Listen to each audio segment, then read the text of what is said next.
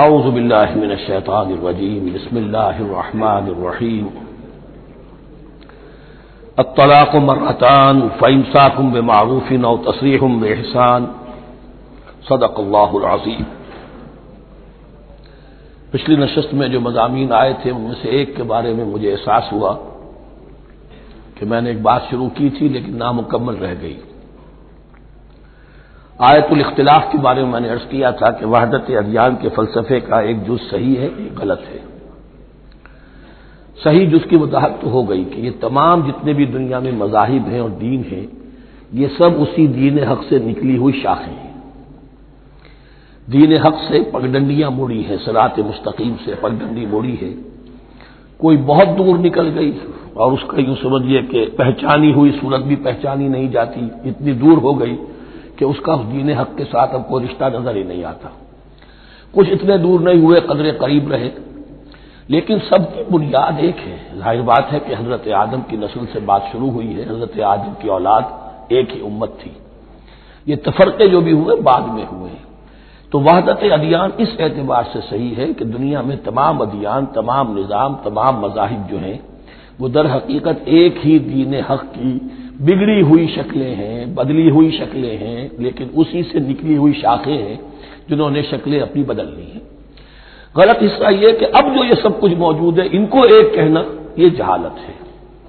اب ان کو ظاہر بات ہے کہ ان کی شکلیں اتنی ہو چکی ہیں مختلف ایک دوسرے سے، اور اتنی ان میں تحریفات ہو چکی ہیں، اتنا تغیر و تبدل ہو چکا ہے کہ اب ان کو ایک کہنا موجودہ شکل میں یہ در حقیقت فتنہ ہے اور جہالت ہے۔ دوسری بات جو آخری مضمون آیا تھا 28ویں رکوع میں، دیکھیے اس کی ایک تمہید ہے، وہ سمجھ لیجئے انسانی تمدن کا اہم ترین اور بنیادی ترین مسئلہ کیا ہے۔ تمدن کا ایک ہے انسانی زندگی کا مسئلہ۔ انسانی زندگی کا سب سے پہلا مسئلہ وہی ہے کہ جو حیوانی زندگی کا بھی ہے، اپنی مادی ضروریات، پیٹ کھانے کو مانگتا ہے، سب سے پہلے یہی ہے، اس میں کوئی شک نہیں۔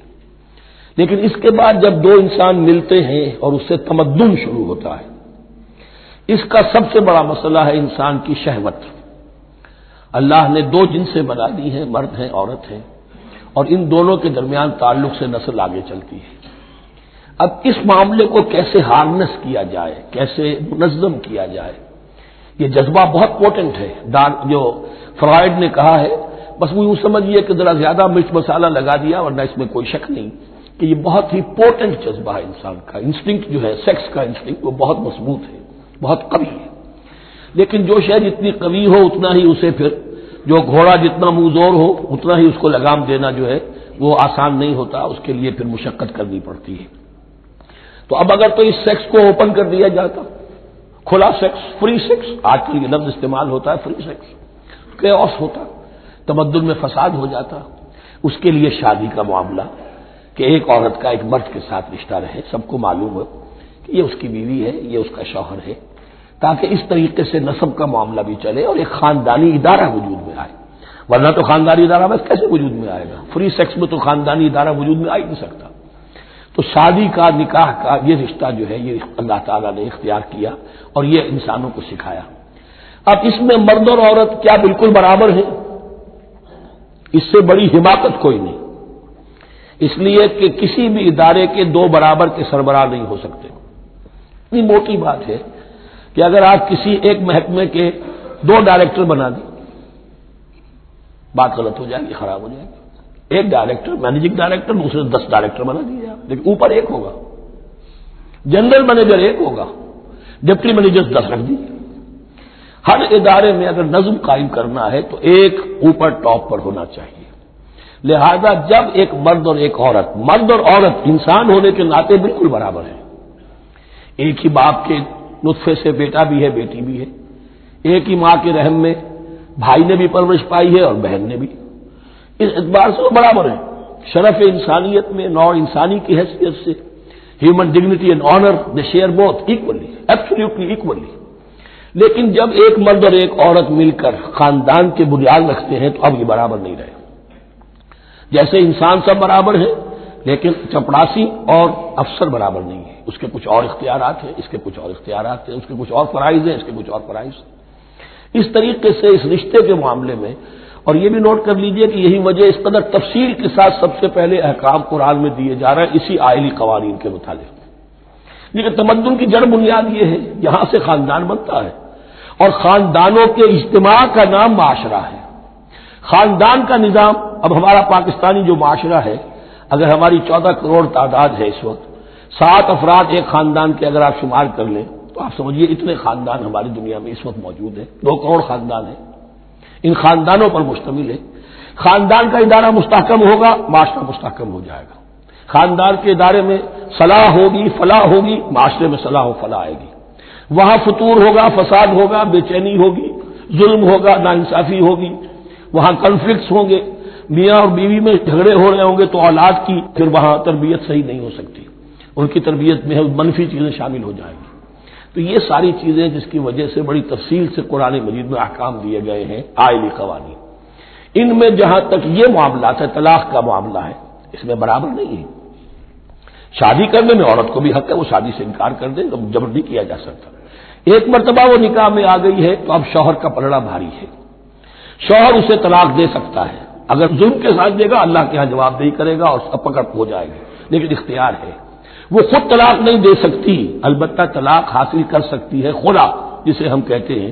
وہ عدالت کے ذریعے سے، بڑوں کے ذریعے سے، رشتہ داروں کے ذریعے سے خلا کرے، لیکن طلاق دینے کا حق اس کو برابر نہیں ہے مرد کی طرح. اسی طرح اگر ایک طلاق دی تھی مرد نے اور اب یہ عدت پوری نہیں ہوئی ہے، وہ بؤولتہن احق بردہن، اب وہ کہے تو نے طلاق دے دیا، میں تیرے گھر میں بسنے کو تیار نہیں ہوں، نہیں. اختیار مرد کا ہے، عدت کے اندر 3 مہینے کے اندر وہ اس کو واپس لے سکتا ہے. اس کو طلاق رجعی کہتے ہیں. یہ تمام چیزیں ایسی ہیں کہ بہرحال خواتین کو اچھی نہیں لگتی. اور آج کی دنیا میں تو جو یہ مرد و عورت کی مساوات کا سلسلہ ہے، یہ شیطان کا سب سے بڑا فلسفہ اور معاشرے میں فساد اور گندگی پیدا کرنے کا اس کا سب سے بڑا ہتھیار ہے. اور اب جو کچھ رہی صحیح اقدار ہماری ایشیا کے ممالک جو ہیں، زیادہ تر مسلمان ممالک ہیں، ان میں خاندانی نظام کی جو بچی کھچی شکل رہ گئی ہے اس کو برباد کرنے کے لیے یہ قاہرہ کانفرنس اور بیجنگ کانفرنس، اس ایشیا کا گھیراؤ دونوں طرف سے، مشرق سے اور مغرب سے، کہ عورت کو آزاد کرو، عورت کو اٹھاؤ، ایمینسیپیشن کے نام پر، آزادی کے نام پر، اور مردوں عورت کی مساوات کے نام پر، تاکہ خاندانی نظام ٹوٹ کر رہ جائے، جیسے کہ ان کے ہاں ٹوٹ چکا ہے. خاندانی نظام نے، یہ کلنٹن صاحب نے کہا تھا اپنے سال 9 کے میسج میں کہ عنقریب ہماری قوم، امریکن نیشن، بہت جلد اس کی اکثریت حرامزادوں پر مشتمل ہوگی. Born out of wedlock, وہ کسی شادی کے نکاح کے نتیجے میں کوئی وجود میں نہیں آئے ہیں، زنا کے نتیجے میں وجود آئی بھی قوم ہوگی. 1 پیرنٹ فیملی رہ گئی ہے، ماں ہی باپ ہے اور وہی ماں ہے، اور وہ دونوں وہ جانتے ہی نہیں. اب وہاں بڑی ایک مہم اٹھ رہی ہے کہ ہر انسان کا حق ہے کہ اسے معلوم ہو کہ میرا باپ کون ہے. وہاں تو بہت سے لوگ پتہ ہی باپ کون ہے میرا، کیا پتہ. یہ تباہی ہے جو اس معاشرے پر آ چکی ہے، اور ہمارے ہاں بھی لوگ اسی معاشرے کی نقالی پر چل رہے ہیں. اور یہ نظریہ مساوات مرد و زن جو ہے، یہ بہت ہی یوں سمجھیے کہ تابناک اور بہت اچھے الفاظ کے ساتھ سامنے آ رہا ہے. البتہ اس کا دوسرا رخ بھی ہے. اسلام نے عورت کو جو حقوق دیے ہیں بدقسمتی سے ہم مسلمانوں نے وہ بھی ان کو نہیں دیے. اس کی وجہ یہ ہے کہ ہمارے اوپر ہمارا ہانٹ کر رہا ہے ہمارا ہندوانہ پس منظر. ہندوؤں کے معاشرے میں عورت کی کوئی حیثیت نہیں، نہ اس کی وراثت کا حق ہے، نہ وہ بیوہ ہو جائے تو جینے کا حق تھا اس کو، وہ تو پھر ستی ہو جانا چاہیے اس کو، اس کے لیے تو زندگی کا حق بھی نہیں ہے. وراثت تو بہت دور کی بات رہی، کوئی پراپرٹی کا کوئی سوال نہیں، کسی طرح کی کوئی حیثیت نہیں، کوئی لیگل اینٹی نہیں. لیکن ہم مسلمان تو ہو گئے، ہمارے آباء و اجداد، تربیت ہوئی نہیں، لہذا ہمارے اوپر وہی تصورات ہیں. عورت کو جو ہے پاؤں کی جوتی کی طرح سمجھنا، یہ جو کچھ ہم کر رہے ہیں ان کے جائز حقوق بھی انہیں نہیں دیتے.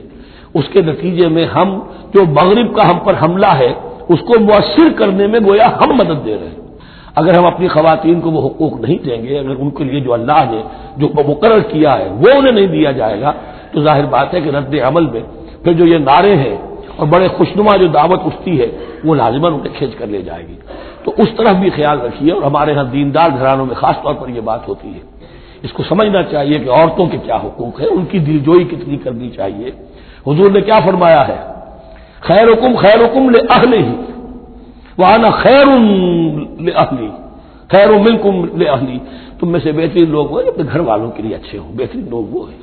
ان کے حقوق کا لحاظ ہو، ان کے ساتھ سلوک ہو، ان کی دلجوئی ہو، ان کے احساسات کا بھی پاس کیا جائے۔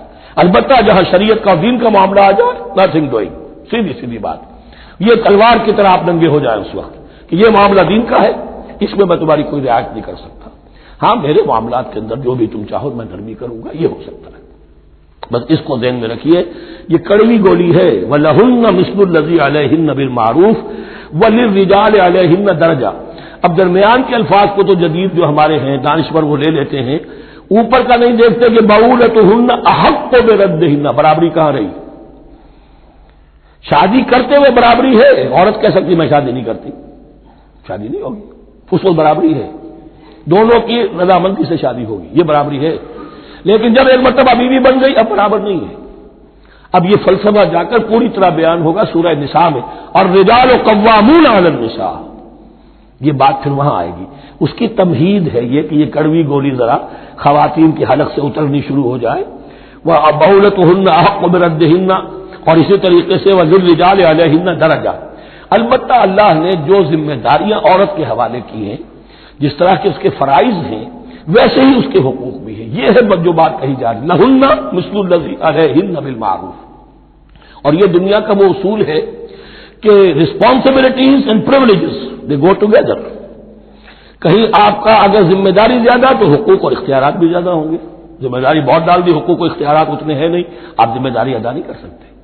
جہاں ذمہ داری کم ہوگی وہاں حقوق و اختیارات بھی کم ہوں گے۔ یہ دونوں چیزیں پروپورشنیٹ چلتی ہیں۔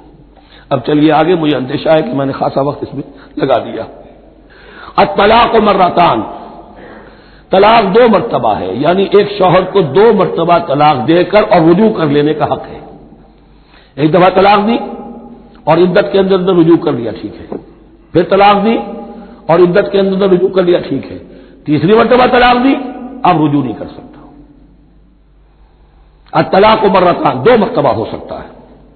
فَإِمْسَاكٌ بِمَعْرُوفٍ أَوْ تَسْرِيحٌ بِإِحْسَانٍ، اب اس کے بعد فیصلہ کرو، یا تو روکو اس کو اپنے گھر میں تو وہ بھی نیکی کے ساتھ، بھلائی کے ساتھ، تنگ کرنے کے لیے نہیں، پریشان کرنے کے لیے نہیں، اور تسریح بِإِحْسَان، یا رخصت کر دینا ہے اچھے بھلے طریقے سے، بھلے مانسوں کی طرح خوبصورتی کے ساتھ۔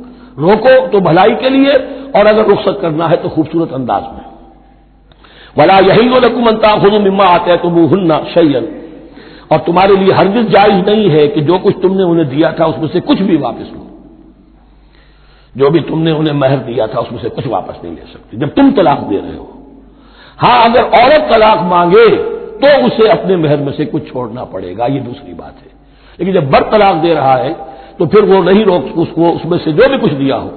یہاں تک کہ آیا ہے کہ اگرچہ تم نے ان کو احداہن قنطارا، سونے کے ڈھیر دیے ہوں، ان میں سے بھی کچھ نہیں لے سکتے واپس۔ وَلَا يَحِلُّ لَكُمْ أَن تَأْخُذُوا مِمَّا آتَيْتُمُوهُنَّ شَيْئًا إِلَّا أَن يَخَافَا أَن لَّا يُقِيمَا حُدُودَ اللَّهِ، البتہ اگر وہ دونوں یہ سمجھیں کہ ہم حدود اللہ کو قائم نہیں رکھ سکیں گے۔ مراد کیا ہے کہ فیملی لائف کے ضمن میں جو اللہ نے احکام دیے ہیں، جو آداب ہیں، جو ان کے مقاصد ہیں، وہ ہمارے مابین اتنی موافقت مزاجی نہیں ہے کہ ہم ساتھ چل سکیں۔ ایک عورت اگر یہ محسوس کرتی ہے فَإِنْ خِفْتُمْ أَلَّا يُقِيمَا حُدُودَ اللَّهِ فَلَا جُنَاحَ عَلَيْهِمَا فِيمَا افْتَدَتْ بِهِ، پھر اگر اس کا یہ خیال ہے کہ یہ نہیں رکھ سکیں گے تو پھر کوئی حرج نہیں ہے ان دونوں پر کہ جو کچھ دے دلا کر عورت فدیے میں اپنے آپ کو چھڑا لے، یعنی کہہ کہ ٹھیک ہے تم نے مجھے 10 لاکھ مہر دیا تھا، میں 5 لاکھ تمہیں واپس کرتی ہوں، یا تم نے 10 لاکھ کا میرا مہر رکھا تھا، میں خلا مانگ رہی ہوں، میں صرف 5 لاکھ کا تم سے تقاضا کرتی ہوں، اسے اپنے مہر میں سے کچھ چھوڑنا ہوگا، یہ فدیہ ہے۔ تلک حدود اللہ فلا تعتدوها، یہ اللہ کے حدود ہیں، ان سے تجاوز مت کرو۔ دیکھیے روزے وغیرہ کے ضمن میں فلا تقربوها، اور یہاں فلا تعتدوها، اس لیے کہ یہاں بڑے دھڑلے سے آدمی جو ہے وہ ان حدود کو پامال کر جاتے ہیں، قانون یہی رہ جاتا ہے، روح اس کی ختم ہو جاتی ہے۔ وَمَن يَتَعَدَّ حُدُودَ اللَّهِ فَأُولَٰئِكَ هُمُ الظَّالِمُونَ، اور جو اللہ کے حدود سے تجاوز کرتے ہیں وہی ظالم لوگ ہیں۔ فَإِن طَلَّقَهَا، اب اگر تیسری مرتبہ طلاق دے دی، اور طلاق مرتان تو ہو چکا، اس کے بارے میں سارے احکام آ گئے، لیکن اب اگر دے دی مراد ہے تیسری مرتبہ، فَإِن طَلَّقَهَا فَلَا تَحِلُّ لَهُ مِن بَعْدِ حَتَّىٰ تَنكِحَ زَوْجًا غَيْرَهُ، تو اب وہ اس کے لیے جائز نہیں ہوگی جب تک کہ وہ عورت کسی اور شوہر سے شادی نہ کرے۔ اس کو حلالہ کہتے ہیں، لیکن یہ حلالہ کروانا یا کرنا اور کسی کے ساتھ یہ معاہدہ کرنا تم شادی کر لو پھر طلاق دے دینا، اس پر لعنت فرمائی ہے، حضور نے لعنت فرمائی ہے۔ اور ہمارے ہاں علم میں آتی ہے، یہ بات سننے میں آتی ہے کہ بہت سے علماء نے اس کو دھندا بنا رکھا ہے۔ حلالہ مولوی مشہور ہیں مختلف شہروں کے اندر، فَإِن طَلَّقَهَا فَلَا تَحِلُّ لَهُ مِن بَعْدُ حَتَّىٰ تَنكِحَ زَوْجًا غَيْرَهُ فَإِن طَلَّقَهَا، پھر اگر وہ بھی دوسری شادی کی دوسری جگہ پر، اس عورت نے اس شوہر سے بھی نہیں بنی، اس نے بھی طلاق دے دی، فَلَا جُنَاحَ عَلَيْهِمَا أَن يَتَرَاجَعَا، تو اب کوئی گناہ نہیں ہوگا ان دونوں پر کہ وہ رجوع کر لے، پہلے سابق شوہر سے شادی کر لے۔ یعنی عورت کو شاید عقل آ گئی ہو، کوئی اسی کی زیادتی تھی کہ پہلے شوہر کے ہاں بس نہیں سکی، اب دوسری مرتبہ کا تجربہ ہو گیا تو اس کے کان ہو گیا کہ کوئی غلطی میری ہی ہے، اب شاید دوبارہ وہ اپنے شوہر کی طرف، سابقہ شوہر کی طرف رجوع کرنا چاہے تو اس کی اجازت ہے۔ ان ظنا یقیما حدود اللہ، اگر ان کو یہ یقین ہو کہ وہ اللہ کے حدود کی پاسداری کر سکیں گے، اللہ کے حدود جو ہے احکام شریعت، ان کو بہرحال مد نظر رکھنا ہے اور فائق رکھنا ہے۔ وَتِلْكَ حُدُودُ اللَّهِ يُبَيِّنُهَا لِقَوْمٍ يَعْلَمُونَ، اور یہ وہ حدود ہیں اللہ کے جن کو وہ واضح کر رہا ہے، کھول کھول کر بیان کر رہا ہے ان لوگوں کے لیے کہ جو علم حاصل کرنا چاہیں۔ ترجمہ یہ ہوتا ہے عام طور پر جنہیں علم حاصل ہے، اصل میں کسی وقت فعل کو طلب فعل کے معنی میں استعمال کیا جاتا ہے عربی زبان میں، یعلمون جو جاننا چاہیں، جن کے اندر طلب ہے علم کی۔ وَإِذَا طَلَّقْتُمُ النِّسَاءَ فَبَلَغْنَ أَجَلَهُنَّ، تو جب تم لوگ اپنی بیویوں کو طلاق دو اور پھر وہ اپنی عدت پوری کر لیں، فَأَمْسِكُوهُنَّ بِمَعْرُوفٍ أَوْ سَرِّحُوهُنَّ بِمَعْرُوفٍ، تو اب چاہو تو روکو انہیں لیکن معروف طریقے سے، اور چاہو تو انہیں رخصت کر دو وہ بھی اچھے طریقے پر۔ وَلَا تُمْسِكُوهُنَّ ضِرَارًا لِتَعْتَدُوا، اور دیکھو ایسا نہ کرو کہ تم روکو انہیں تنگ کرنے کے لیے۔ اچھا ذرا اس کی میں اور خبر لوں گا رجوع کر کے، ذرا اگر تو طلاق ہو گئی تو آزاد ہو جائے گی، غصہ اتنا چڑھا ہوا ہے کہ ابھی وہ غصہ ٹھنڈا نہیں ہوا ہے، رجوع کر رہا ہے اس لیے کہ اسے اور پریشان کروں، اسے اور تکلیفیں پہنچاؤں۔ تو اب یہ کیا ہوا، قانون تو اجازت دے رہا ہے لیکن تم نے قانون کا مذاق اڑایا، تم نے اللہ کی دی ہوئی اس اجازت کا ناجائز استعمال کیا۔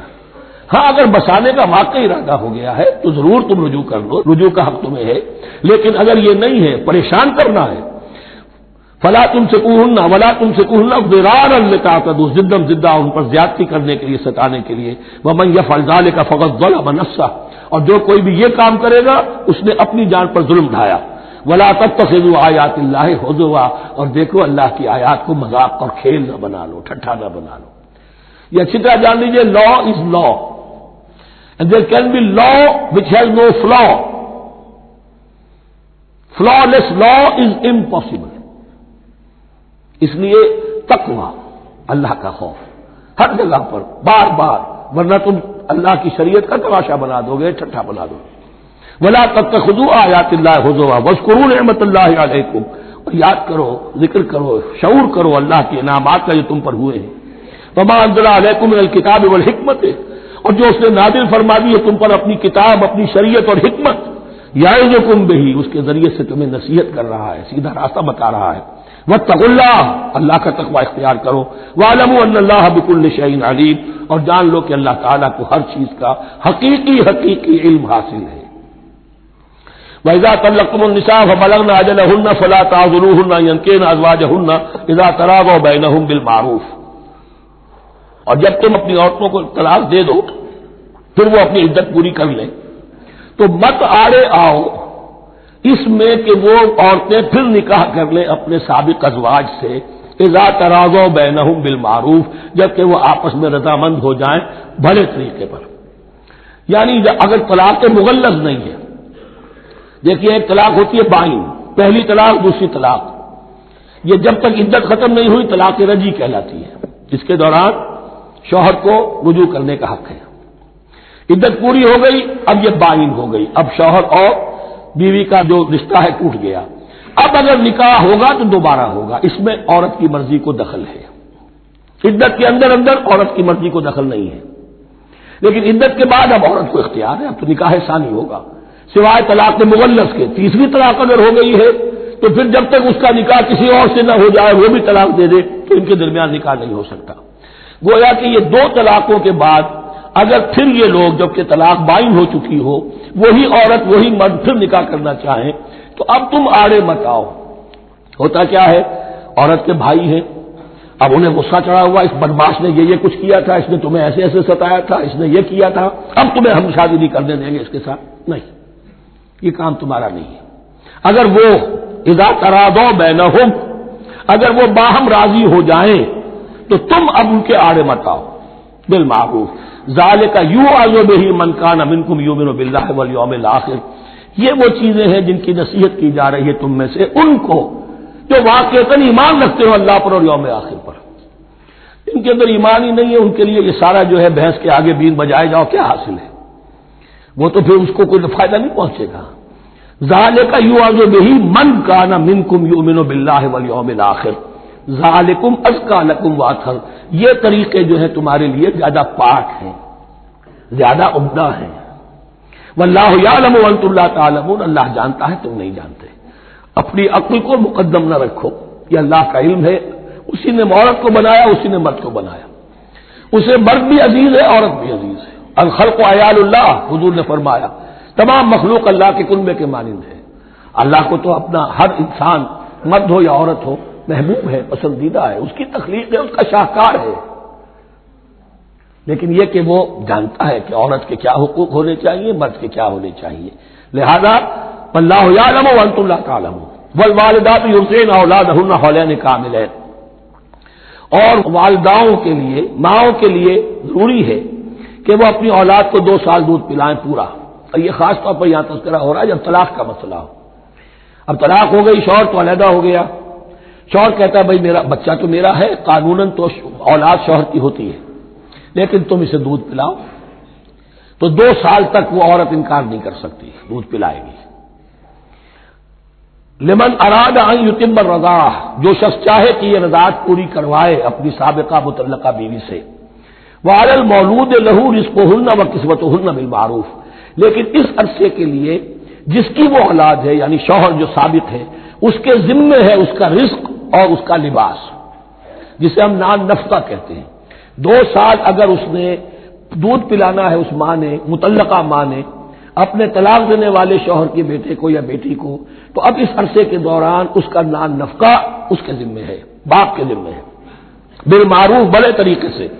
یعنی یہ کہ ایسا نہ ہو کہ ہے تو کروڑ پتی لیکن اب وہ اس کو بیوی کو مطلقہ کو وہ دینا چاہے نان نفقہ اپنی خادماؤں کی طرح کا. نہیں، وہ ہونا چاہیے معروف طریقے پر. لا تکلف نفس الا وسعها، کسی پر ذمہ داری نہیں ڈالی جاتی مگر اس کی وسعت کے مطابق. لا تضار والدۃ بولدها، نہ تو تکلیف پہنچائی جائے والدہ کو اپنے بچے کی وجہ سے، ولا مولود لہ بولدہ، نہ جس کا وہ اولاد ہے، جس کا وہ بیٹا یا بیٹی ہے یعنی باپ، نہ اس کو تکلیف پہنچائی جائے. کوئی لا ضرر ولا ضرار، حضور کی حدیث ہے، دونوں کے ساتھ منصفانہ سلوک کیا جائے. وعلی الوارث مثل ذلک، اب فرض کیجیے وہ شخص جو تھا طلاق دینے والا وہ تو مر گیا، تو وارث کے ذمے، اس کا جو وارث ہے اس کے ذمے نان نفقہ رہے گا. اس کے اپنے مرحوم والد کی اگر اولاد اس کی کسی متعلقہ بیوی کے پاس ہے 2 سال تک دودھ پلانے کے لیے. فإن ارادہ فصالا، اب یہ بھی ہو سکتا ہے کہ وہ دونوں جو ہے کہے کہ سب میں تو دودھ نہیں پلاتی، یا یہ کہ وہ شوہر چاہے ان تراض منہما، دونوں راضی ہو جائیں کہ میں دودھ نہیں پلواتی، دودھ چھڑوا دیجیے. وتشاور، آپس میں رضامندی اور مشورے سے، فلا جناح علیہما، اس میں بھی کوئی حرج نہیں. اگر دودھ چھڑوانا چاہیں، وہ کسی اور سے دودھ پلوانا چاہتے ہیں، کوئی دایا رکھ لی ہے اس سے دودھ پلوانا چاہتا ہے، ٹھیک ہے، لیکن ہونا چاہیے جبر نہ ہو، ماں پر جبر نہ ہو. ان تراض منہما، دونوں کی رضامندی سے، وتشاور، اور مشورے سے. فلا جناح علیہما، تو پھر ان دونوں پر کوئی حرج نہیں ہے. اذا سلمتم ما آتیتم بالمعروف، جب کہ تم اس کی ماں کو وہ سب کچھ دے دو جس کا کہ تم نے اسے وعدہ کیا تھا. یہ نہ ہو کہ نان نفقے کو بچانے کے لیے اب تم کہو درمیان میں کہ چھوڑو جی مجھے تو سستی عورت مل رہی ہے دودھ پلا سکتی ہے. نہیں، وَإِنْ أَرَدتُّمْ أَن تَسْتَرْضِعُوا أَوْلَادَكُمْ فَلَا جُنَاحَ عَلَيْكُمْ، اگر تم چاہو کسی اور سے اب دودھ پلوانا، رضاعت کروانا، تو اس میں بھی کوئی حرج نہیں. فَلَا جُنَاحَ عَلَيْكُمْ إِذَا سَلَّمْتُمْ مَا آتَيْتُمْ بِالْمَعْرُوفِ، جبکہ ان کی ماں، اس کی ماں کو تم دے چکو جو کچھ کہ تم نے طے کیا تھا معروف اور بھلے طریقے پر. واتقوا اللہ، اور اللہ کا تقوی اختیار کرو. وَاعْلَمُوا أَنَّ اللَّهَ بِمَا تَعْمَلُونَ بَصِيرٌ، اور جان لو کہ جو کچھ تم کر رہے ہو اللہ اسے دیکھ رہا ہے. والذین یتوفون منکم ویذرون ازواجا، اور وہ کہ جو تم میں سے وفات پا جائیں اور وہ چھوڑ جائیں بیویاں، یتربصن بانفسہن، اب یہ عدت جو تھی ایک تھی طلاق کی عدت، وہ 3 ماہواریاں آ جانا، 3 مہینے کا اندازن، اور ایک ہے جو فوت ہو گیا، اور بیوہ کی عدت کیا ہے؟ والذین یتوفون، جو تم میں سے وفات دے دیے جائیں، منکم تم میں سے، ویذرون ازواجا، پیچھے بیویاں چھوڑ گئے ہوں، یتربصن بانفسہن 4 اشہر وعشرا، وہ روکے رکھیں اپنے نفسوں کو 4 مہینے اور 10 دن، 4 مہینے 10 دن تک ایک جو بیوہ عورت ہے وہ کوئی اور نکاح نہیں کر سکتی، 4 مہینے 10 دن۔ فَإِذَا بَلَغْنَ أَجَلَهُنَّ، اور جب وہ اپنی اس مدت تک پہنچ جائیں، یعنی پوری ہو گئی مدت عدت کی، فَلَا جُنَاحَ عَلَيْكُمْ فِيمَا فَعَلْنَ فِي أَنفُسِهِنَّ، تو تم پر کوئی گناہ نہیں ہے اس معاملے میں جو وہ اپنے بارے میں کرے۔ اب وہ آزاد ہے، نکاح کر سکتی ہے۔ اب تم روکنا چاہو، ہماری ناک کٹ جائے گی، یہ بیوہ بیٹھ نہیں سکی، اس سے رہا نہیں گیا، نہیں، غلط بات، تمہارا کوئی اختیار نہیں۔ لا جناح علیکم فیما فعلن فی انفسہن بالمعروف، کرے نیک طریقے سے، بھلے طریقے سے، شریعت کے مطابق، قواعد شریعت کے مطابق، تو تمہارا اختیار نہیں ہے کہ روکو۔ واللہ بما تعملون خبیر، اور جو کچھ تم کر رہے ہو اللہ اس سے باخبر ہے۔ ولا جناح علیکم فیما عرضتم به من خطبۃ النساء واکننتم فی انفسکم، اب یہ انہی بیواؤں کا ذکر ہو رہا ہے، تم پر کوئی حرج نہیں ہے کہ جو تم اشارے میں کوئی بات اور پیغام دینا چاہو کسی بیوہ کو، اشارے کنائے میں، لیکن یہ کہ اس میں عدت کے دوران نکاح تو نہیں ہو سکتا، اشارے کنائے میں یہ کچھ بات کہی جا سکتی ہے کہ مجھے دلچسپی ہے، شاید میں کوئی بھی طریقہ اختیار کیا جائے۔ او اکننتم فی انفسکم، یا اپنے دلوں میں چھپائے رکھو، تو اللہ کو کوئی اعتراض نہیں۔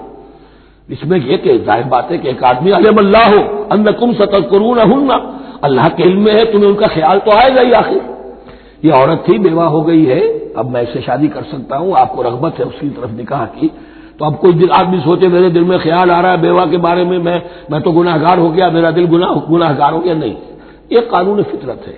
علم اللہ انکم ستذکرونہن، اللہ کے علم میں ہے ان کا خیال تو تمہیں آئے گا ہی۔ ولکن لا تواعدوہن سرا، لیکن ایسا نہ کرو کہ ان سے معاہدہ کر لو خفیہ خفیہ، طے ہو جائے، بات پکی ہو جائے، سرا الا ان تقولوا قولا معروفا، سوائے اس کے کہ کوئی معروف بات کہہ دی جائے جس سے انہیں اشارہ مل جائے، بس۔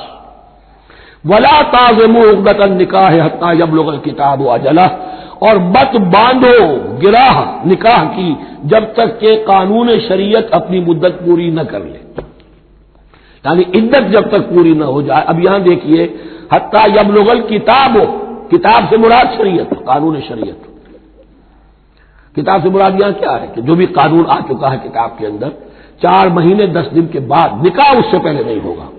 وَاعْلَمُوا أَنَّ اللَّهَ يَعْلَمُ مَا فِي أَنفُسِكُمْ فَاحْذَرُوهُ، اور جان لو کہ اللہ خوب جانتا ہے جو تمہارے دلوں میں ہے، بس اس سے ڈرو، اس کی پکڑ سے بچو۔ وَاعْلَمُوا أَنَّ اللَّهَ غَفُورٌ حَلِيمٌ، اور یہ بھی جان لو اللہ غفور بھی ہے، بخشنے والا بھی ہے، وہ خطا ہو گئی ہے، استغفار کرو، توبہ کرو، اللہ معاف فرمائے گا۔ اور حلیم ہے، وہ فوراً نہیں پکڑتا بلکہ ڈھیل دیتا ہے، مہلت دیتا ہے، اگر چاہو تو تم توبہ کر لو۔ لا جناح علیکم ان طلقتم النساء ما لم تمسوهن او تفرضوا لهن فریضہ، تم پر کوئی گناہ نہیں ہے کہ تم ایسی بیویوں کو طلاق دے دو کہ جن کو نہ تو تم نے اب تک چھوا ہو اور نہ ان کے لیے مہر مقرر کیا ہو۔ یہ ہو جاتا تھا نکاح جو ہے بچپن میں بھی کر دیے جاتے تھے، لیکن ابھی کوئی نوبت نہیں آئی ہے، نکاح تو ہو گیا لیکن نہ کوئی مہر مقرر ہوا ہے، نہ کوئی ان کی ملاقات ہوئی ہے، تو اگر ایسا کرو گے تو تم طلاق دے سکتے ہو۔ وَمَتِّعُوهُنَّ، لیکن شرافت کا تقاضا یہ ہے کہ جو لڑکی تم سے منسوب رہی ہے، اب اگر وہ رشتہ توڑ رہے ہو تو اسے کچھ دے دلا کر، اسے کچھ نہ کچھ متاع، کچھ سامان دنیاوی دے کر۔ مَتِّعُوهُنَّ عَلَى الْمُوسِعِ قَدَرُهُ وَعَلَى الْمُقْتِرِ قَدَرُهُ، جو وسعت والا ہے، جس کو کشائش حاصل ہے، غنی ہے، وہ اپنی حیثیت کے مطابق، اور جو تندست ہے وہ اپنی حیثیت کے مطابق۔ متاعًا بالمعروف، اور یہ ساز و سامان دینا جو ہے یہ بھی بڑے انداز میں ہو، ایسا نہ ہو جو خیرات دی جا رہی ہو۔ حقاً علی المحسنین، یہ حق ہے محسنین پر، یہ سمجھے کہ ہم پر اللہ تعالیٰ کی طرف سے عائد کردہ یہ ذمہ داری ہے۔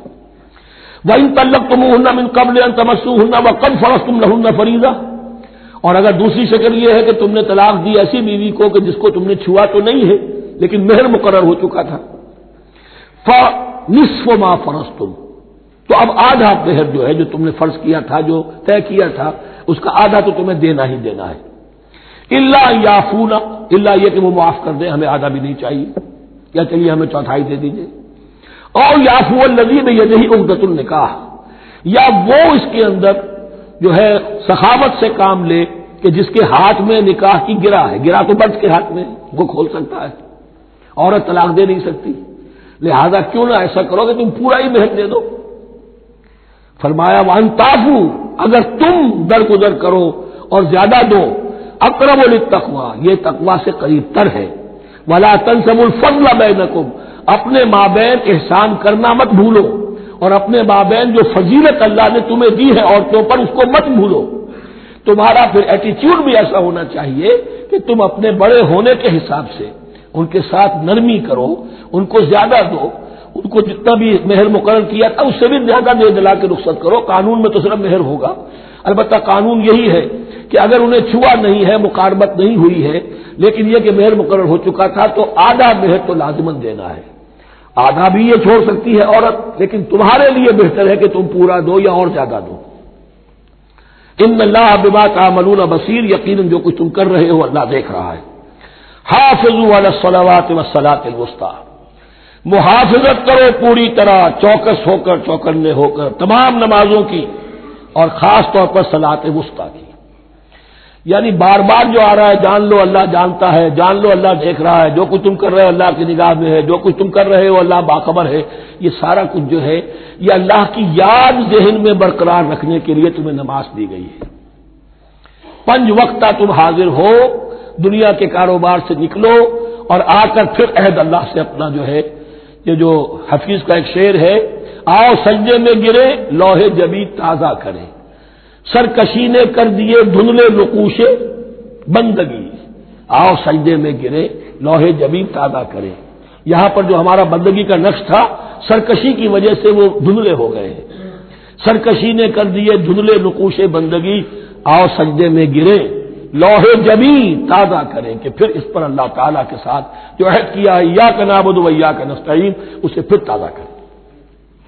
حافظوا علی الصلوات والصلاۃ الوسطی، صلاۃ وسطی کے بارے میں بہت سے اقوال ہیں، لیکن عام طور پر اس سے مراد عصر کی نماز لی گئی ہے. دن میں 2 نمازیں اس سے پہلے ہیں، فجر ہے، ظہر ہے، 2 پھر بعد میں ہے، مغرب عشاء ہے. وقوموا للہ قانتین، اور کھڑے ہوا کرو اللہ کے سامنے پورے ادب کے ساتھ. یعنی ایک تو رکوع ہے جس میں جھکنا ہے، سجدہ ہے جھکنے کی انتہا ہے، قیام بھی قنوت کے ساتھ ہو، معلوم ہو کہ ایک بندہ اپنے آقا کے سامنے کھڑا ہے. اس کے کھڑے ہونے کے انداز میں بھی معلوم ہو کہ تواضع ہے، عجز ہے. فَإِنْ خِفْتُمْ فَرِجَالًا أَوْ رُكْبَانًا، اور اگر تم خوف کی حالت میں ہو تو چاہے پیادہ چلتے ہوئے، سفر کرتے ہوئے، دشمن پیچھا کر رہا ہے، آپ کہیں جا رہے ہیں تو چاہے اب رکیں گے نماز پڑھیں گے تو وہ تعاقب میں قریب آ جائے گا، تو رجالًا چلتے ہوئے، یا کہیں جلدی جانا ہے اور وہاں پر ابھی فوری طور پر حملہ کرنا ہے تو اس میں یہ ہے کہ جنگ کی حالت میں یہ رعایتیں ہیں. چلتے ہوئے اور رکبانہ یا سوار ہونے کی حالت میں بھی نماز پڑھی جا سکتی ہے. فَإِذَا أَمِنْتُمْ، لیکن پھر جب امن میں ہو جاؤ، فَاذْكُرُوا اللَّهَ كَمَا عَلَّمَكُمْ، پھر اللہ کو یاد کرو جیسے کہ تمہیں اس نے سکھایا ہے. کس نے سکھایا ہے؟ محمد الرسول اللہ نے. صلوا كما رأيتموني أصلي، نماز پڑھو جیسے کہ تم مجھے دیکھتے ہو میں نماز پڑھتا ہوں. وہ ہے اللہ کا سکھایا ہوا. اس لیے کہ یہ بھی ثابت ہے روایات سے کہ حضرت جبرائیل نے آ کر حضور کو نماز پڑھائی ہے، 2 دن پڑھائی ہے. ایک دن 5 نمازیں اول وقت میں پڑھائی، دوسرے دن 5 نمازیں آخری وقت میں پڑھائی، اور بتا دیا کہ ان نمازوں کا وقت ان اوقات کے دوران ہے. تو معلم جو ہے حضور کے نماز کے معاملے میں حضرت جبرائیل ہے، اور اب حضور جو ہے پوری امت کے لیے معلم ہے. فَإِذَا أَمِنْتُمْ فَاذْكُرُوا اللَّهَ كَمَا عَلَّمَكُم مَّا لَمْ تَكُونُوا تَعْلَمُونَ، جو کچھ تم نہیں جانتے تھے اللہ نے تمہیں سکھایا ہے.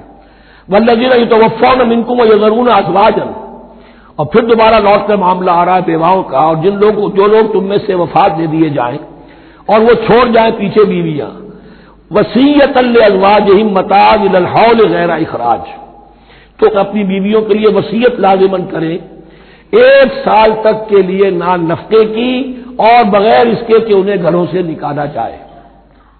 اب یوں سمجھیے اس کو، ایک شخص فوت ہوا، 4 بیویاں ہیں، ایک کے ہاں اولاد تھی، بیٹا تو اسی کا ہے، باقی تین تو اس کی جو ہیں سوتیلی مائیں ہیں۔ ایک ماں کو تو وہ اپنی ماں سمجھ کر اس کی خدمت کرے گا، باقی تین کو لائبلٹی سمجھے گا۔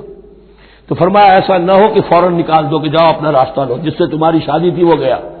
1 سال کے لیے انہیں گھر سے نہ نکالا جائے اور ان کا دان نفقہ دیا جائے۔ لیکن یہ بھی اصل میں تھا وصیت کا، جب یہ قانون آئے گا وراثت کا تو اس سے پہلے کے لیے، جیسے کہ والدین کے لیے کہا گیا تھا وصیت کرو، ایسے بیویوں کے لیے بھی کرو۔ جب ان کا حق آ گیا، اس لیے کہ شوہر مر گیا ہے تو بیوی کا حق ہے اس کی وراثت میں، بیوی مر گئی ہے شوہر کا حق ہے اس کی وراثت میں، تو وہ تو وراثت کے اندر حق معین ہو گیا، تو اب یہ وصیت کی ضرورت نہیں۔ اور اسی طرح 1 سال کا نفقہ نہیں ہے، اب نفقہ جو ہے وہ صرف عدت کے دوران کا ہے، جو ہم اس سے پہلے پڑھ چکے ہیں۔ فَإِنْ خَرَجْنَا فَلَا جُنَاحَ عَلَيْكُمْ فِيمَا فَعَلْنَ فِي أَنفُسِهِنَّ، لیکن اگر وہ خود نکل جائے، ظاہر بات ہے کہ عدت ہوتی 4 مہینے 10 دن، اب تم سال بھر روکو گے تو نہیں ان کو، اگر وہ شادی کر کے کہیں اور جا کے بسنا چاہے تو تم پر کوئی الزام نہیں آئے گا، جو کچھ وہ کرتی ہیں اپنی جانوں کے بارے میں معروف ہو، بھلے طریقے پر، معروف طریقے پر۔ واللہ عزیز الحکیم، اور یقیناً اللہ تعالیٰ زبردست ہے، حکمت والا۔ وللمطلقات متاع بالمعروف، اسی طرح مطلقات کے لیے بھی ساز و سامان زندگی کی ضروریات ہے معروف طریقے پر، حقا علی المتقین، لیکن یہ ہے عدت کے وقت تک کے لیے۔ اسی معاملے میں شاہبانو کیس میں ایک جو فیصلہ دیا تھا، یہ کلکتہ ہائی کورٹ نے، اس پر پھر ہندوستان میں ایجیٹیشن ہوا۔ اس نے یہ فیصلہ دیا تھا کہ کوئی مسلمان اپنی بیوی کو طلاق دے دے تو اب وہ بیوی اگر تو دوسری شادی کر لے تب تو بات دوسری ہے، ورنہ جب تک زندہ رہے گی اس طلاق دینے والے پر اس کا نان نفقہ جو ہے رہے گا پوری زندگی تک۔ اس پر مسلمانوں نے کہا، بھارت کے مسلمانوں نے، یہ ہماری شریعت میں دخل اندازی ہے، شریعت نے صرف عدت تک کا حق رکھا ہے مطلقہ کے لیے، تم ساری زندگی کہاں سے لا رہے ہو؟ پھر وہ فساد ہوا، پھر بہت سے لوگوں نے جانیں دی، پھر جو ہے ایجیٹیشن ہوا، لیکن پھر راجیو گاندھی کو گھٹنے ٹیکنے پڑے اور پھر قانون بنا دیا گیا بھارت میں کہ کوئی عدالت ہندوستان کی including supreme court of India مسلمانوں کے آئلی قوانین میں دخل نہیں دے سکتی۔ میں سلام کیا کرتا ہوں مسلمانان بھارت کو، ہمارے ہاں ایک ڈکٹیٹر نے، فوجی ڈکٹیٹر نے آئلی قوانین بنائے جنہیں سنیوں نے، شیعوں نے، اہل حدیث نے، بریلویوں نے، دیوبندیوں نے اور جماعت اسلامی کی ٹاپ کی قیادت سب نے یہ کہا کہ یہ غلط قوانین ہیں، اور وہ آج تک چل رہے ہیں۔ ایک اور ملٹری عامر 11 برس تک یہاں پر لمن الملک اليوم، میرے لیے ہے بادشاہی، میں ہوں مقتدر اعلیٰ، مقتدر قادر مطلق، یہ کہتا وہ چلا گیا اور اس قوانین کو جو کا تو برقرار رکھا ہے۔ اسی پر بھی میں نے شورا سے استعفیٰ دیا تھا ان کے، لیکن مسلمانوں نے وہاں پر یہ بات بھی نہیں ہونے دی کہ جب قرآن شریعت کا حکم جو ہے وہ یہ ہے کہ مطلقہ کو عدت تک کے لیے دان نفقہ ہے تو ساری زندگی کا کوئی معاملہ نہیں۔ کذالک یبین اللہ لکم آیاتہ لعلکم تعقلون، اسی طرح اللہ تعالیٰ تمہارے لیے اپنی آیات کو واضح کر رہا ہے تاکہ تم عقل سے کام لو اور سمجھو۔ اب جو 2 رکوع اگلے آ رہے ہیں یہ بڑے اہم ہیں اس اعتبار سے کہ یہ تاریخ بنی اسرائیل کا غزوہ بدر ہے جس کا تذکرہ ہوگا۔ میں ایک بات آپ کو بنی اسرائیل کی تاریخ کی بتا چکا ہوں کہ جب حضرت موسیٰ کے انتقال کے بعد یوشع ابن نون کی سرکردگی میں انہوں نے جہاد کیا، قتال کیا تو فلسطین فتح ہو گیا، لیکن انہوں نے چھوٹی چھوٹی حکومتیں 12 بنا لی اور آپس میں لڑتے بھی رہے۔ لیکن 300 برس کے بعد پھر صورتحال پیدا ہوئی، وہ واقعہ ہوگا جو اب سامنے آ رہا ہے کہ جب ان کے اوپر دنیا تنگ ہو گئی، آس پاس کے جو کافر اور مشرک لوگ تھے انہوں نے انہیں دبا لیا، بہت سو کو ان کے گھروں سے، ان کے ملکوں سے نکال دیا، تو پھر تنگ آ کر انہوں نے کہا اس وقت کے نبی سے کہ ہمارے لیے کوئی بادشاہ بنا دیجئے، سپہ سالار بنا دیجئے، اب اللہ کی راہ میں جنگ کریں گے۔ تو وہ جو جنگ ہوئی ہے طالوت اور جالوت کی، اس جنگ کے بعد سے خلافت راشدہ شروع ہوئی ہے دور بنی اسرائیل کی۔ گویا کہ خلافت راشدہ دور بنی اسرائیل کی 300 برس بعد آئی ہے ان کے رسول کے انتقال کے، جبکہ خلافت راشدہ اس امت مسلمہ کی متصل ہے رسول اللہ صلی اللہ علیہ وسلم کے زمانے کے ساتھ، اس لیے کہ صحابہ نے جانیں دی، خون دیا، قربانیاں دی، اور اس کے نتیجے میں حضور کی زندگی ہی میں دین غالب ہو گیا، اسلامی ریاست قائم ہو گئی۔ تو ظاہر بات ہے اس کے بعد آپ کے انتقال کے بعد خلافت کا دور شروع ہو گیا، لیکن وہاں یہ سارے سال 300 برس گزرے ہیں، اس کے بعد ان کا دور خلافت آیا ہے، اور اس میں بھی 3 خلافتیں ہیں کہ جو متفق علیہ ہے، ویسے وہاں تو وہ نبوتیں ہیں، طالوت علیہ السلام، داؤد علیہ السلام اور سلیمان علیہ السلام، چوتھی خلافت پر آ کر تقسیم ہو گئی ہے، جیسے حضرت علی کے زمانے میں چوتھی خلافت میں عالم اسلام جو ہے دارالاسلام منقسم ہو گیا کہ مصر اور شام نے حضرت علی کی خلافت کو تسلیم نہیں کیا۔ اسی طرح حضرت سلیمان کے دو بیٹوں میں پھر ان کی مملکت تقسیم ہو گئی، ایک اسرائیل اور ایک یہودیہ، یہ دو ریاستیں وجود میں آئی، یہودی۔ بہرحال یہ جو واقعہ تھا کہ جس کے بعد خلافت راشدہ شروع ہو رہی ہے، اسلام کا غلبہ شروع ہو رہا ہے حضرت موسیٰ کی تاریخ میں، وہ ہے طالوت اور جالوت کی جنگ، اس کے لیے اب یہاں پر تذکرہ ہو رہا ہے، اور یہ بھی ایک آئینہ دکھایا جا رہا ہے صحابہ کرام کو، اب یہی مرحلہ تمہیں درپیش ہے۔ غزوہ بدر آیا چاہتا ہے، آئینہ، coming events cast their shadows before, تمہیں پہلے سے بتایا جا رہا ہے۔ الم تر الی الذین خرجوا من دیارہم، کیا تم نے غور نہیں کیا ان لوگوں کے حال پر کہ جو نکل گئے اپنے گھروں سے، وہم الوف، جبکہ وہ ہزاروں کی تعداد میں تھے، حذر الموت، موت کے ڈر کی وجہ سے، یعنی جب کفار اور مشرکین نے غلبہ کر لیا ان پر اور بہت سے ملکوں سے یہ بھاگے اپنے ملک چھوڑ کر، فقال لهم اللہ موتوا، تو اللہ نے ان سے کہا کہ مر جاؤ، ثم احیاہم، پھر انہیں زندہ کیا۔ یہاں یہ بھی ہو سکتا ہے مراد کہ فی الواقع یہ عمل ہوا ہو، اور یہ بھی مراد ہو سکتا ہے جیسے قوم مر جاتی ہے لیکن پھر اس کا نشأت ثانیہ ہو جاتی ہے، پھر اللہ نے ان کے اندر ایک جذبہ پیدا کر دیا، یعنی یہاں پر مرنا اور احیا جو ہے وہ مانوی ہو، روحانی ہو، اخلاقی ہو، وہ بالفعل جسدی نہ ہو، لیکن اللہ کے اختیار سے باہر نہیں، اس کی قدرت میں ہے، سب کو مار کر بھی دوبارہ جلا سکتا ہے۔ ان اللہ لذو فضل علی الناس ولکن اکثر الناس لا یشکرون، اور یقیناً اللہ تعالیٰ تو اپنے بندوں پر بڑا فضل کرتا ہے، لیکن اکثر لوگ جو ہے شکر نہیں کرتے، ناقدری کرتے ہیں اللہ کے احسانات کی۔ لیکن اب وہ غزوہ بدر جو ہے ان کا سابقہ امت مسلمہ کا، اس کا حال بیان کرنے سے پہلے مسلمانوں سے گفتگو ہو رہی، اس لیے کہ ہے تو ساری ان کے لیے، ان کی ہدایت کے لیے۔ تاریخ بیان کرنا قرآن کا مقصد نہیں ہے، تاریخ کی کتاب نہیں ہے یہ، تو جو بھی جو پروسیس آف ریولوشن چل رہا تھا، جو جد و جہد تھی، جو تحریک تھی محمد رسول اللہ کی، جس مرحلے میں سے وہ تحریک گزر رہی ہے، اسی مرحلے کی مناسبت سے سابقہ تاریخ سے بھی واقعات لائے جا رہے ہیں، اور اسی کی مناسبت سے وہ جو بھی وقتی احکام ہیں وہ دیے جا رہے ہیں۔ وَقَاتِلُوا فِي سَبِيلِ اللَّهِ وَاعْلَمُوا أَنَّ اللَّهَ سَمِيعٌ عَلِيمٌ، اور جنگ کرو اللہ کے راستے میں، اور جان لو اللہ تعالیٰ سب کچھ سننے والا اور جاننے والا ہے۔ مَنْ ذَا الَّذِي يُقْرِضُ اللَّهَ قَرْضًا حَسَنًا فَيُضَاعِفَهُ لَهُ أَضْعَافًا كَثِيرًا، کون ہے وہ شخص کہ جو اللہ کو قرض حسنہ دے؟ یہ انفاق جب کیا جاتا ہے خالص اللہ کے دین کے لیے، تو اللہ کہتا ہے یہ میرے ذمہ قرض ہے، دین میرا ہے، تم میرے دین کو غالب کرنا چاہتے ہو، میری حکومت قائم کرنا چاہتے ہو، تو جو کچھ اس میں خرچ کرو گے وہ مجھ پر قرض ہے، قرض حسنہ ہے۔ من ذا الذی یقرض اللہ قرضا حسنا فیضاعفہ لہ، تو اللہ اس کو اس کے لیے بڑھاتا رہے، دگنا کرتا رہے، اضعافا کثیرا، دگنا چوگنا، بہت گنا۔ واللہ یقبض ویبسط، اور اللہ کے اختیار میں کسی چیز کو چھوٹا کر دینا، سکیر دینا، اور کھول دینا اور کشائش کر دینا۔ وَإِلَيْهِ تُرْجَعُونَ، اور اسی کی طرف تمہیں لوٹا دیا جائے گا۔ یہاں دیکھیے یہ دونوں چیزیں، جہاد بالنفس اس کی آخری شکل قتال، اور جہاد بالمال اس کے لیے پہلے لفظ آ رہا تھا انفاق، اب قرض حسنہ، اللہ کو قرض حسنہ۔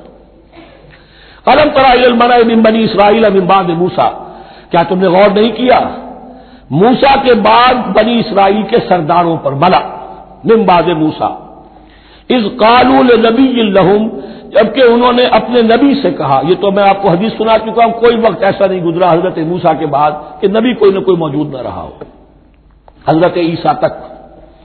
اس زمانے کے جو نبی تھے ان سے انہوں نے کہا لہم ابعث لنا ملکا نقاتل فی سبیل اللہ، ہمارے لیے کوئی بادشاہ مقرر کر دیجئے تاکہ ہم اللہ کی راہ میں قتال کریں، جنگ کریں۔ یہاں بادشاہ سے مراد ہے جو سپہ سالار ہو، نبی ہے تو ظاہر بات ہے کہ نبی کا رتبہ تو بلند رہے گا، لیکن نبی کے تابع ہو کر کوئی شخص کہ جو جنگ کی سپہ سالاری کر سکے اس کو نامزد کر دیجئے۔ قال هل عصیتم ان كتب علیکم القتال الا تقاتلوا، جو نبی تھے یہ سموئیل نبی تھے، سموئیل، یہ آپ اولڈ ٹیسٹمنٹ میں پڑھیں گے سموئیل نبی۔ انہوں نے کہا کہ اس کا بھی اندیشہ ہے کہ جب جنگ فرض کر دی جائے اللہ تقاتلوا، پھر تم جنگ نہ کرو، یعنی ابھی تو بڑے تمہارے دعوے ہیں، بہادری دکھا رہے ہو، بڑا جوش و خروش ہے، کہیں ایسا تو نہیں ہوگا کہ ادھر سے میں اللہ تعالیٰ سے اجازت بھی لوں جنگ کی اور تمہارے لیے کوئی سپہ سالار یا بادشاہ بھی بنا دوں اور پھر تم جنگ سے نکل جاؤ۔ قالوا وما لنا الا نقاتل فی سبیل اللہ، ان کا کیا کیسے ممکن ہے کہ ہم اللہ کی راہ میں قتال نہ کریں؟ وقد اخرجنا من دیارنا وابنائنا، جبکہ ہمیں نکال دیا گیا ہمارے گھروں سے اور ملکوں سے اور اپنے بیٹوں سے، یعنی ان کی اولاد کو تو انہوں نے غلام بنا لیا، ان کی عورتوں کو باغیاں بنایا، اب یہ تو نکلے ہوئے ہیں اپنے ملکوں سے خوف سے بھاگے ہوئے۔ فلما كتب عليهم القتال، تو جب ان پر وہ جنگ فرض کر دی گئی، تولوا الا قليلا منهم، تو پیٹھ پھیر گئے سب کے سب سوائے کچھ لوگوں کے۔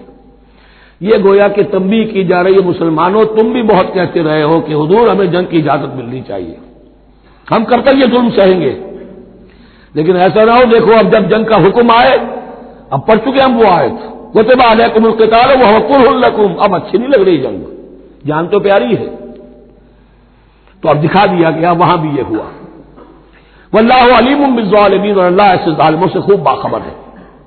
وقال لهم نبیہم، اور ان سے کہا ان کے نبی نے، ان اللہ قد بعث لكم طالوت ملکا، تمہارے لیے اللہ تعالی نے طالوت کو بادشاہ مقرر کیا ہے۔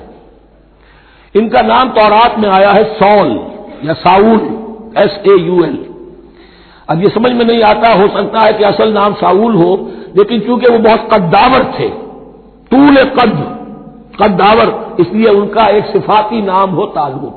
قرآن مجید نے صفاتی نام لیا ہے کہ وہ بہت قداور تھے۔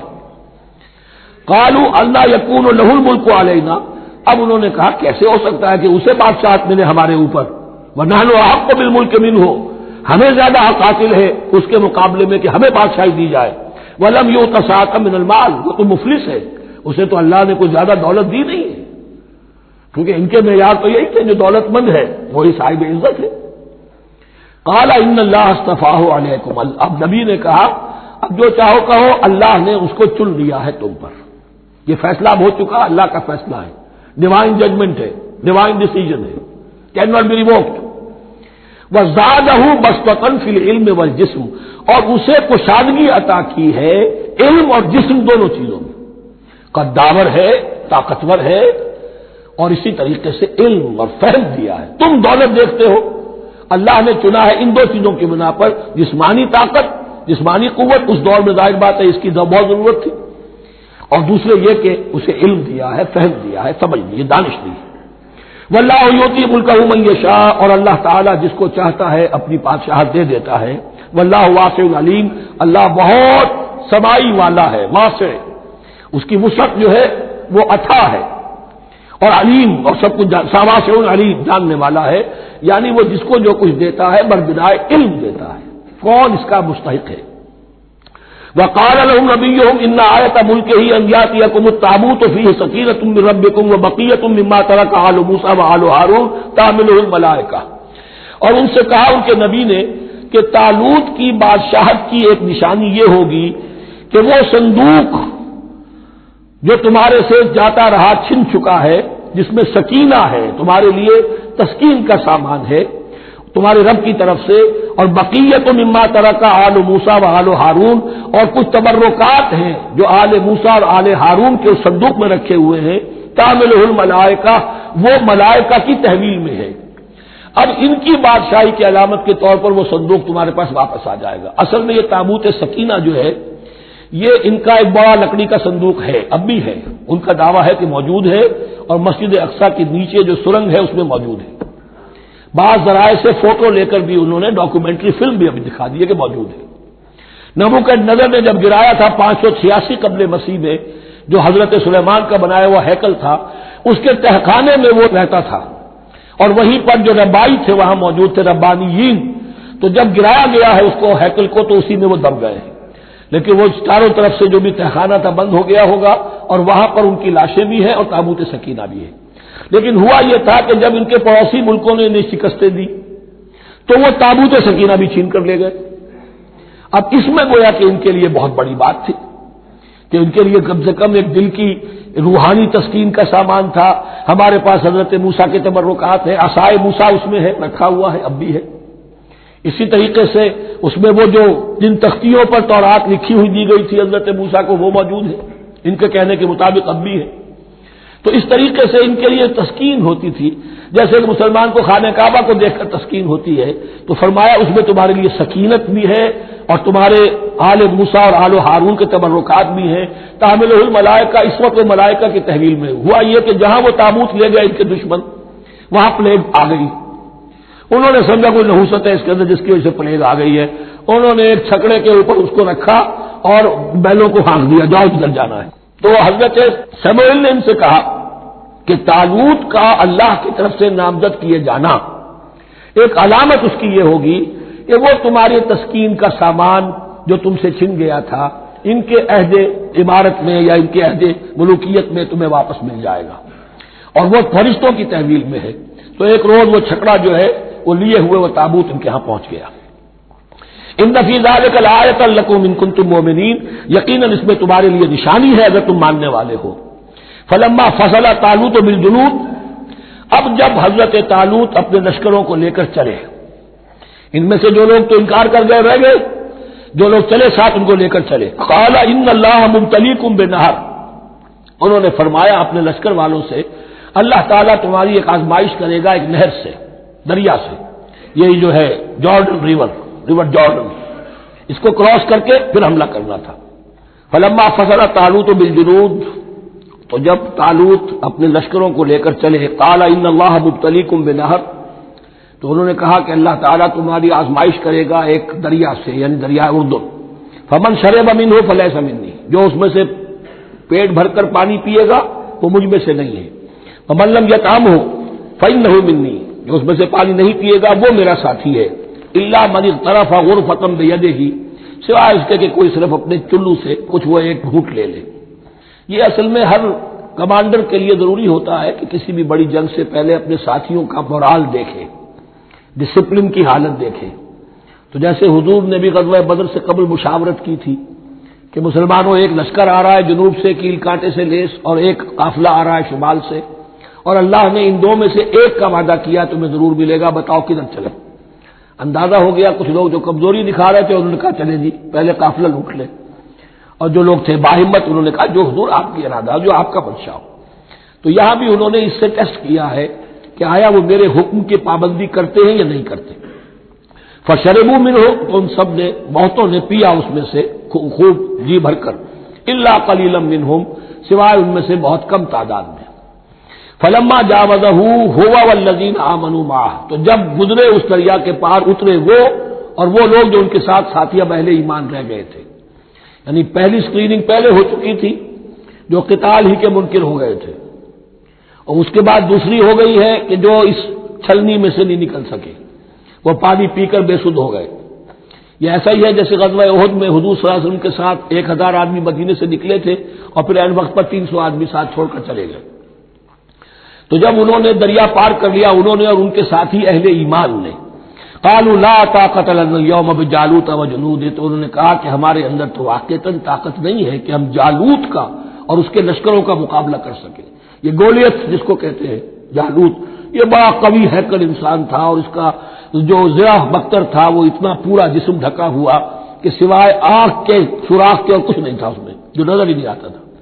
تو اس نے مبارزت کی اور کوئی بھی مقابلے پر نہیں آ رہا تھا.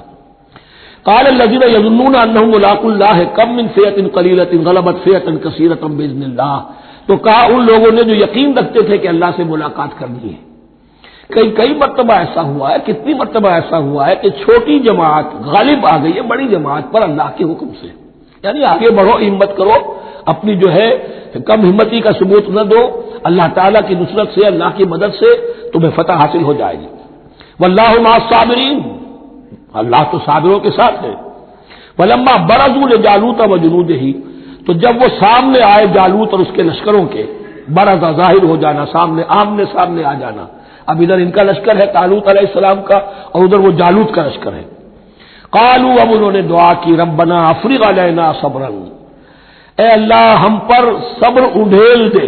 یہ افرغ کا لفظ ہوتا ہے کسی برتن سے پانی اس طرح گرا دینا کسی کے اوپر کہ وہ برتن خالی ہو جائے, گھڑوں پانی ڈال دینا یا کچھ اور برتن میں سے. افرغ علینا صبرا, ہم پر صبر اڈھیل دے, صبر کی بارش فرما دے. ربنا افرغ علینا صبرا وثبت اقدامنا, اور ہمارے قدموں کو جما دے. وانصرنا علی القوم الکافرین, اور ہماری مدد فرما ان کافروں کے مقابلے میں. یہی دعا گویا کہ تلقین کی جا رہی ہے اہل ایمان کو کہ جب بدر کے موقع پر تمہارا مقابلہ ہوگا تو تمہیں یہ دعا کرنی چاہیے، فَهَزَمُوهُمْ بِإِذْنِ اللَّهِ، تو انہوں نے بھگا دیا ان کو اللہ کے حکم سے، اللہ کے اذن سے، اللہ کی مشیت سے۔ وَقَتَلَ داؤد جالوت، اور قتل کیا جالوت کو داؤد نے۔ یہ داؤد جو ہے تورات سے معلوم ہوتا گڈریے تھے، جنگلوں میں رہتے تھے اپنی بھیڑیں بکریاں لے کر، اور ان کے پاس ایک گوپیا ہوتا تھا، اس گوپیے کے اندر پتھر رکھ کر اس کو گھما کر وہ مارتے تھے، لیکن نشانہ اتنا صحیح تھا کہ اس سے وہ کہتے تھے کہ میں شیروں کے جبڑے توڑ دیتا ہوں۔ جب کبھی شیر آتے ہیں میرے بھیڑوں بکریوں کے گلوں پر حملے کے لیے، تو جب وہ آ گئے اتفاق سے، جب لشکر آمنے سامنے تھے، ادھر جالوت للکار رہا ہے کوئی میرے مقابلے میں، ادھر سب کے سب سہمے کھڑے ہیں، کوئی آگے نہیں نکل رہا۔ یہ حضرت داؤد آ گئے اتفاقاً، کہا معلوم ہوا کیا سچویشن ہے، یہ ہے کہ اچھا ٹھیک ہے، میں اس غیر مختون کا میں معاملہ کرتا ہوں، اس لیے کہ یہ ان کے یہاں سب سے بڑی گالی تھی۔ حضرت ابراہیم کی ملت میں ہے ختنہ، اور یہ جو کفار اور مشرک تھے ان کے یہاں ختنہ نہیں تھی، تو نامختون ہونا ان کے ہاں یہ سب سے بڑی گالی تھی۔ اس نامختون کا پھر جو ہے میں اس کو کیفر کردار تک پہنچاؤں گا، میرے پاس یہ گوپیا ہے اور میں تو شیروں کے جبڑے توڑ دیا کرتا ہوں۔ انہوں نے پھر وہ پتھر رکھ کر اور گھمایا ہے، اور سیدھا وہ آنکھ کے سوراخ سے اس کے بھیجے کے اندر اتر گیا، اور اس طریقے سے قتل داؤد و جالوت، داؤد نے جالوت کو قتل کیا، اور اللہ تعالیٰ نے پھر ان کو جو براتی عطا کیے، وَآتَاهُ اللَّهُ الْمُلْكَ وَالْحِكْمَةَ وَعَلَّمَهُ مِمَّا يَشَاءُ۔ ایک تو یہ کہ طالوت علیہ السلام نے اپنی بیٹی کا نکاح ان سے کر دیا، داماد ہو گئے، اور پھر انہی کو وارث بنایا، یہ بادشاہ ہوئے۔ اللہ نے ان کو ہی ملک دیا، حکومت دی، بادشاہت دی، اور حکمت بھی دی، نبوت بھی دی، یہ دونوں اعتبارات سے ان کو اللہ تعالیٰ نے سرفراز فرمایا۔ وَعَلَّمَهُ مِمَّا يَشَاءُ، اور پھر اسے سکھایا جو کچھ کہ اللہ نے چاہا۔ وَلَوْلَا دَفْعُ اللَّهِ النَّاسَ بَعْضَهُم بِبَعْضٍ، اور اگر اس طریقے سے اللہ ایک گروہ کو دوسرے کے ذریعے سے دفع نہ کرتا رہے، زمین میں فساد ہوتا ہے تو اللہ تعالیٰ کو شکل ایسی پیدا کرتا ہے کہ کسی اور گروہ کو سامنے لا کر مفسدوں کا خاتمہ کرتا ہے۔ اگر ایسا نہ ہوتا، وَلَوْلَا دَفْعُ اللَّهِ النَّاسَ بَعْضَهُم بِبَعْضٍ لَفَسَدَتِ الْأَرْضُ، تو زمین میں فساد ہی فساد پھیل گیا ہوتا۔ اللہ تعالیٰ نے ان جنگوں کے ذریعے سے ہر بڑا فرعون جو آتا، ہر فرعون راموسا، اللہ تعالیٰ نے کوئی نہ کوئی اس کے لیے علاج تجویز کیا ہوا ہے۔ وَلَوْلَا دَفْعُ اللَّهِ النَّاسَ بَعْضَهُم بِبَعْضٍ لَفَسَدَتِ الْأَرْضُ وَلَٰكِنَّ اللَّهَ ذُو فَضْلٍ عَلَى الْعَالَمِينَ، لیکن اللہ تعالیٰ تو تمام جہانوں پر بڑا فضل کرنے والا ہے۔ تِلْكَ آیاتُ اللَّهِ نَتْلُوهَا عَلَيْكَ بِالْحَقِّ، یہ اللہ کی آیات ہیں جو ہم پڑھ کر آپ کو سنا رہے ہیں حق کے ساتھ۔ یہ قول گویا کہ حضرت جبرائیل کی طرف منسوب ہوگا، یہ اللہ کی آیات ہیں، اے مسلمانوں، اے محمد صلی اللہ علیہ وسلم، جو ہم آپ کو سنا رہے ہیں حق کے ساتھ۔ وَإِنَّكَ لَمِنَ الْمُرْسَلِينَ، اور یقیناً اے محمد صلی اللہ علیہ وسلم آپ رسولوں میں سے ہیں۔ تِلْكَ الرُّسُلُ فَضَّلْنَا بَعْضَهُمْ عَلَى بَعْضٍ، ایک بہت اہم قانون بیان ہو رہا ہے، ان رسولوں میں سے ہم نے بعض کو بعض پر فضیلت دی ہے۔